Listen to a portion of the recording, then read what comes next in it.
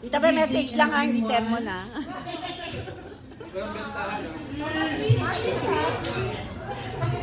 Maraming salamat po sa pagdalo sa birthday ng husband ko, si June Ariola. Lalo-lalo na po yung sa mga ka-office mates na. Maraming salamat po.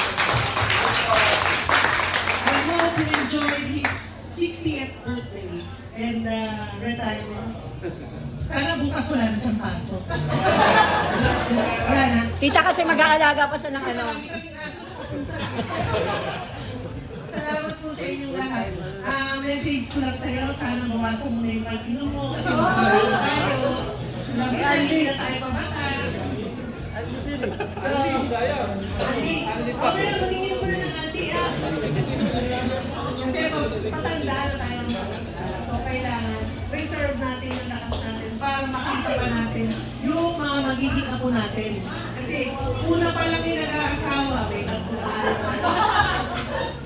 So, bawat isa dyan magkakaroon.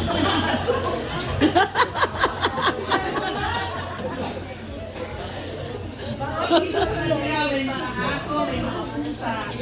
Tita, kami nang bahala sa baby. Kami nang bahala sa baby, basta siya dun sa mga alaga hayop. Sila na bahala sa mga magiging po natin sa mga aso daw na. Yun lang po, maraming salamat po ulit.